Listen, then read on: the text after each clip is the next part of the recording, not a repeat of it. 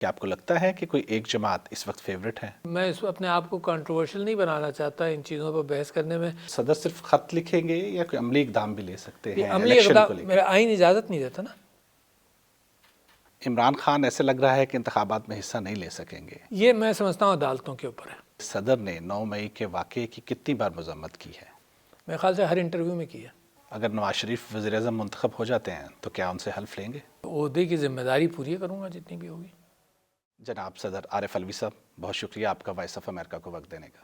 جناب علی، supreme court کی ہدایات اور چیف الیکشن کمشنر سے آپ کی ملاقات کے بعد اب آپ کو یقین ہے کہ الیکشن 8 فروری کو ہو رہے ہیں؟ جی مجھے پورا یقین ہے. میں نے پہلے بھی کہا تھا جب سپریم کورٹ سے نے فیصلہ دیا تو میں نے جب بھی یہ کہا تھا، جب میں نے تاریخ دی تھی تب بھی میں نے یہ کہا تھا کہ سپریم کورٹ فیصلہ کرے گی تو انشاءاللہ پاکستان میں ضرور الیکشنز ہوں گے. کوئی مجھے شبہ نہیں ہے اس پر. تو اب انتخابات کے بعد کیا سیاسی استحکام دیکھ رہے ہیں آپ؟ انشاءاللہ میں سمجھتا ہوں کہ انتخابات ہونے کے بعد یہی ساری دنیا، سارے انٹرنیشنل انسٹیٹیوشن بھی یہی کہہ رہے ہیں کہ انتخابات کے اندر پبلک کی رائے آ جاتی ہے. جب پبلک کی رائے آ جائے گی تو اس کے اندر جو بھی قربانیاں دینی ہوں گی تو سیاستدان اور ہماری گورنمنٹ اور اسٹیبلشمنٹ سب مل کر جب کام کریں گے تو یہ بڑا تگڑا ملک ہے اس معنی کر کے. اور میں آپ کو مثال دوں کہ بعض جگہوں پر ہم نے جب ٹوٹل یونینیمٹی دیکھی ہے تو Pakistan has been very successful. کیا نگران حکومت نے لیول پلینگ فیلڈ اور پی ٹی آئی کے تحفظات کے بارے میں آپ کے خط کا جواب دیا؟ میرا خیال سے انہوں نے ایشورنس دی ہیں، پبلکلی ایشورنس دی ہیں، ہے نا، کہ لیول پلینگ فیلڈ ہوگی. And I think that's very important کہ پرائم منسٹر صاحب اس بات کا ذکر کریں کہ لیول پلینگ فیلڈ ہونی چاہیے. دنیا بھی یہی دیکھ رہی ہے، ہم بھی یہی چاہتے ہیں، سارے پاکستانی بھی یہی چاہتے ہیں. تو دو اداروں کی بڑی ذمہ داری ہے اس معنی کر کے، الیکشن کمیشن آف پاکستان اور پرائم منسٹر. تو پرائم منسٹر کی جو باتیں ہیں اس پر میں اور پوری قوم بھی بھروسہ کرتی ہے کہ اس کا اہتمام کیا جائے گا. عوامی سطح پہ تو نگران حکومت کہتی ہے کہ صدر کو ایک جماعت کا ترجمان نہیں بننا چاہیے. میں تو ہر ایک کا ترجمان ہوں. جہاں کوئی ایشو ہے میں اس کی عکاسی کرتا رہوں گا. پاکستان کی سیاست میں ایک بار پھر کنگز پارٹی کی باتیں ہو رہی ہیں. کیا آپ کو لگتا ہے کہ کوئی ایک جماعت اس وقت فیوریٹ ہے؟ میں اپنے آپ کو کنٹروورشل نہیں بنانا چاہتا ان چیزوں پر بحث کرنے میں. ہمارا میڈیا کافی آزاد ہے نا. جو آپ اخباروں سے اور میڈیا سے رائے بنا سکتے ہیں تو رائے بناتے رہیں. تو میں خود اس بات کا کوئی اظہار نہیں کروں گا کیونکہ پھر وہ صدر کا جو عہدہ ہے وہ کنٹروورشل بن جاتا ہے کہ جی آپ نے یہ انٹرپریٹیشن لیا. تو آپ کس طرح یقینی بنائیں گے کہ یہ انتخابات شفاف ہوں؟ دیکھیے یہ نان ایگزیکٹو پوزیشن ہے، میرا صرف مورل کیفیت ہے اور مورل کیفیت کی میں عکاسی کرتا رہتا ہوں. جیسے آپ کے ذریعے کر رہا ہوں ویسے ہی میں نے ایک خط جو لکھا تھا وزیر اعظم کو اس کے ذریعے بھی مورل پوزیشن اپنی کہہ دی اور کر دی. Constitutionally this is a symbolic position. تو آپ نے پہلے بھی خط لکھا الیکشن کی تاریخ کے حوالے سے، اب بھی دیکھیں میرے خط لکھا. ملک میں یہ ہر ملک کے اندر یہ معاملات چلتے رہتے ہیں جس کے اندر پرامپٹنگ ہوتی ہے، انسٹیٹیوشنز رسپونڈ کرتے ہیں، پھر پرامپٹنگ ہوتی ہے. تو اس آفس کی جو پرامپٹنگ ہے وہ اہمیت رکھتی ہے نا. تو وہ ہم پرامپٹ کرتے رہیں. تو صدر صرف خط لکھیں گے یا کوئی عملی اقدام بھی لے سکتے ہیں عملی الیکشن کو اقدام لے کر؟ میرا آئین اجازت نہیں دیتا نا. جہاں جو آئین اجازت دیتا ہے وہیں تک کروں گا. دیر از نو ایگزیکٹو اتھارٹی. تو لہٰذا وہ ایکسپیکٹیشنز جو ہے نا وہ صدر سے نہیں ہونی چاہیے. لیکن سپریم کورٹ تو کہتی ہے کہ صدر نے الیکشن کی تاریخ کے حوالے سے اپنی ذمہ داری ادا نہیں کی. میں نے ایڈوائس جس سے لیا، میں ایڈوائس کس سے لیتا ہوں؟ اداروں سے لوں گا نا. مجھے ایڈوائس لا منسٹری نے جو دیا، میں سپریم کورٹ نے اس چیز پر بحث نہیں کی. انہوں نے یہ کہا، یہ ریمارکس تھے جو سپریم کورٹ نے دیے، مگر سپریم کورٹ نے اس کی تحقیق نہیں کی. سپریم کورٹ نے یہ کہا کہ اگر اس تحقیق میں لگیں گے تو تاریخ دیر میں ملے گی. سارا ڈائلاگ تو یہی ہے نا. تو لہٰذا سپریم کورٹ ریمارکس دیتی ہے to get response and opinion. تو نہ میں وہاں ریپرزینٹیڈ تھا، میرا کوئی وکیل وہاں پہ کوئی بات کہہ سکتا تھا. سپریم کورٹ نے کہا اس وقت تاریخ دے دیں، تو اس وقت تاریخ دے دی. تو I agree with the supreme court کہ سپریم کورٹ نے پریکٹیکل کام کیا اور یونینیمٹی کے ساتھ کیا. لہٰذا میں اپریشیٹ کرتا ہوں سپریم کورٹ کو کہ ملک کے اندر کہیں یونینیمٹی چاہیے. ایسے وقت میں جب کہ مقبول قیادت جو ہے وہ جیل میں ہے اور وہ شاید انتخابات میں شریک نہیں ہو سکے گی، کیا انتخابات کی شفافیت پہ سوال نہیں ہوں گے؟ میرا خیال ہے کورٹس اپنا رول پلے کر رہی ہیں، سپریم کورٹ اپنا رول پلے کر رہی ہے. تو ابھی تو یہ جیسے آپ کا سوال ہے نا بذات خود یہ انڈرسٹینڈنگ آف دا پرابلم کے اعتبار سے آیا ہے. سو میں اپنے انسٹیٹیوشنس کو ٹرسٹ کرنا چاہتا ہوں, ڈیلیبریٹلی ٹرسٹ کرنا چاہتا ہوں. صدر کے پاس اور کوئی چارہ نہیں ہے besides carrying this trust and prompting issues like this and occasionally talking to you. Imran Khan ایسے لگ رہا ہے کہ انتخابات میں حصہ نہیں لے سکیں گے. یہ میں سمجھتا ہوں عدالتوں کے اوپر ہے. I will not conjecture into that. عدالتوں کے اوپر ہے. انشاءاللہ انصاف ہوگا. پاکستان انصاف کی بنیاد پر بنا ہے اور انصاف ہی کی بنیاد پر قائم رہے گا. اگر ہم انصاف سے ہٹیں گے تو پھر پاکستان کے اندر تھریٹس بڑھ جاتی ہیں. انسانوں کا نظام وحدانیت کے اوپر, یونٹی کے اوپر, انصاف کے اوپر اور ہمدردی پر چلتا ہے. آپ نے کہا کہ اگر ایوان صدر میں نہ ہوتے تو جیل میں ہوتے. ظاہر میں اتنا پولیٹیکل ایکٹیوسٹ ہوں, جیل میں بہت مرتبہ گیا ہوں, گولی کھائی ہوئی ہے میں اسٹریٹ کا ایکٹیوسٹ رہا ہوں یہاں پر آنے میں. تو مجھے یقین ہے کہ کہیں نہ کہیں میں فرسٹریٹ ہوتا تھا سڑکوں پر, تبھی میں نے گولی بھی کھائی ایوب خان کے زمانے میں. فرسٹریٹ ہوتا تو جیل میں بھی ہوتا. نگران وزیر اطلاعات نے سوال کیا ہے کہ صدر نے 9 مئی کے واقعے کی کتنی بار مذمت کی ہے. میرے خیال سے ہر انٹرویو میں کی ہے. آپ کے یہاں بھی کرتا ہوں. سیٹلز دیٹ کویسچن. 9 مئی کے جو ملوث لوگ ہیں کیا ان کا فوجی عدالتوں میں ٹرائل ہونا چاہیے؟ یہ کویسچن کورٹس کے اوپر ہے نا. Let me not pre-empt. میں سمجھتا یہ ہوں کہ میں نے آپ نے پوچھا تھا, میں ایک مذمت کی تھی اور ہمیشہ ہی مذمت کرتا رہا ہوں. دیکھو میں سمجھتا ہوں کہ میں نے جو گولی کھائی تھی ایوب خان کے زمانے میں وہ اس لیے کھائی تھی کہ میں لوگوں سے کہہ رہا تھا کہ توڑ پھوڑ نہیں کرو.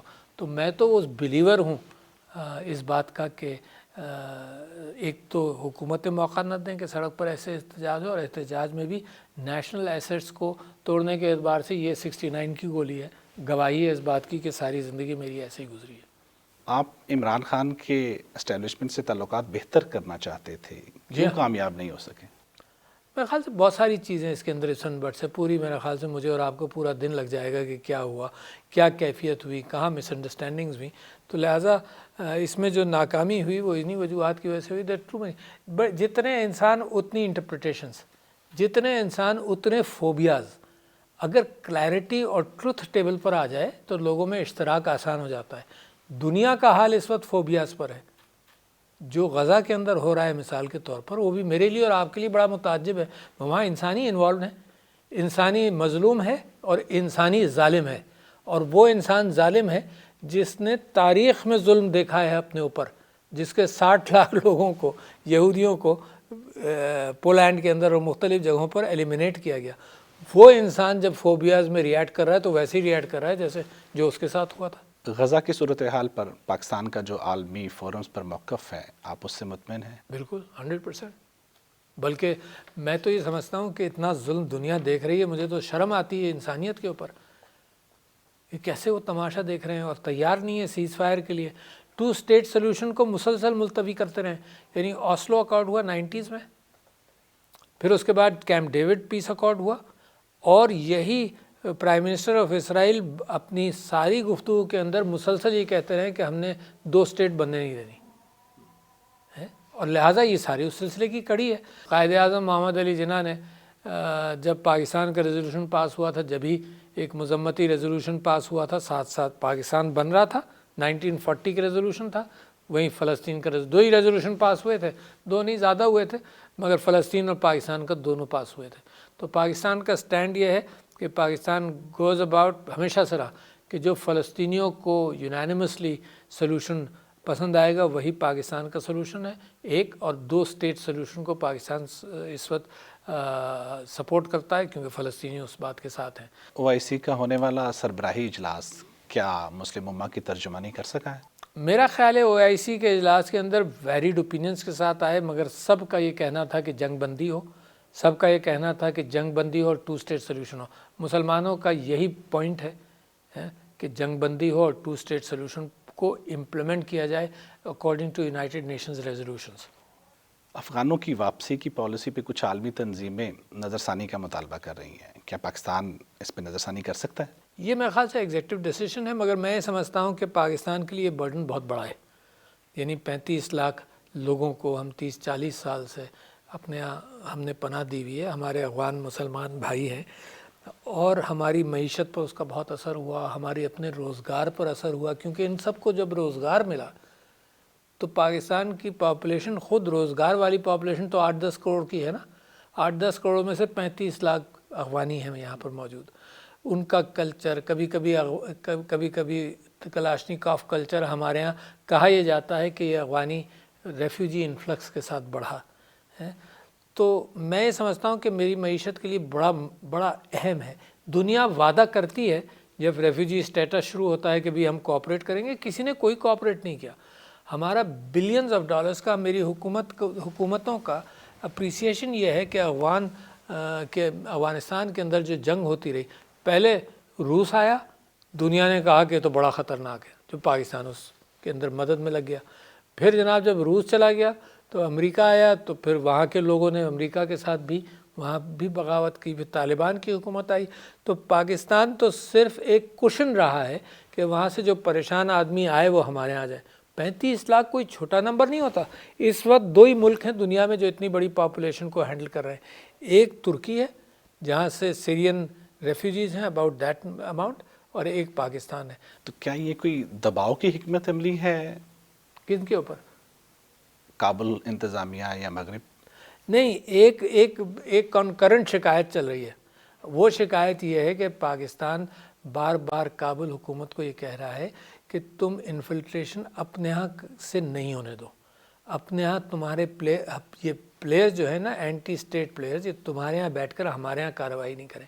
پاکستان نے بڑے ثبوت بھی دیے ہیں، اور مسلسل میرا خیال یہ کہ پچھلے سال سے جب سے یہ نئی حکومت آئی ہے، انہوں نے پبلکلی ایشورنس دیا پاکستان کو، انٹرنیشنل سٹیج پر دیا، سب کو دیا کہ ہماری سرزمین کسی دوسرے ملک کے اندر کسی کارروائی کے اندر انوالو نہیں ہوگی. مگر پچھلے کافی دنوں سے، 1 سال سے، میں چیف صاحب سے پچھلے دنوں میری ملاقات ہوئی تھی یا بات ہوئی تھی فون پر، تب بھی انہوں نے میرے ساتھ یہ شیئر کیا کہ ہم کنٹینیوسلی ان کو بتا بھی رہے ہیں، ایویڈنس بھی دے رہے ہیں. اور اس کے ساتھ ساتھ دوسری بات یہ کہ کبھی اگر وہاں سے یہ بات آتی ہے کہ جی ہمارا اتنا کنٹرول نہیں ہے، تو کنٹرول کے اعتبار سے میں یہ ڈسکشن کرتا ہوں کہ اتنا کنٹرول ہے کہ پاپی کلٹیویشن جو رشینز کے زمانے میں 7-8 ہزار تھی، جب امریکن سپورٹڈ گورنمنٹ رہی تو بھی 8-10 ہزار ٹنز تھی، وہ اس وقت 300 ٹن پر آ گئی ہے.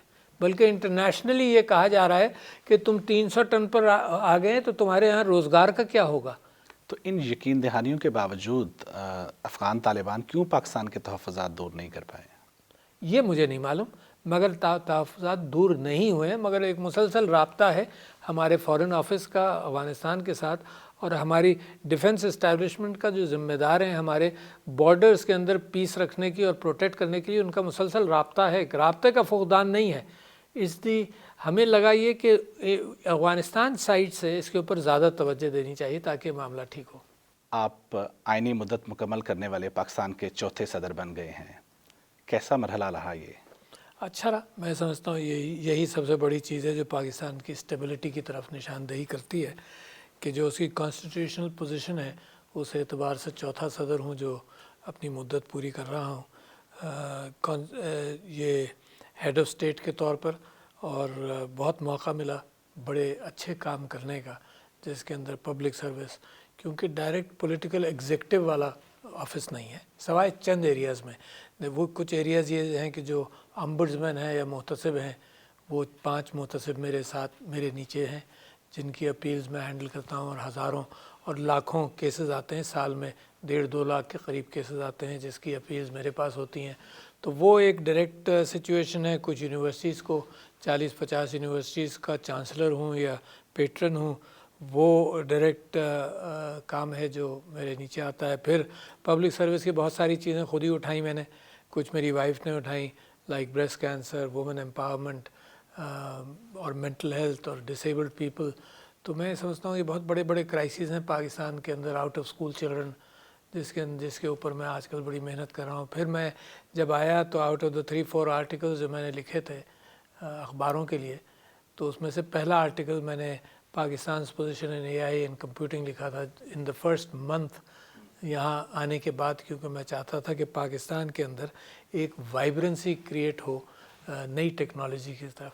اور وہ ٹیکنالوجیز خاص طور پر جو روٹین سے ہٹ کر import export, traditional import export سے ہٹ کر انٹلیکٹ کے اندر ہمارے لوگوں کو بڑا ہونے میں موقع دے، ان کی ریچ دنیا کے اندر کرے، اور it's been a very accelerating situation جو پاکستان کے اندر چینج آ رہی ہے۔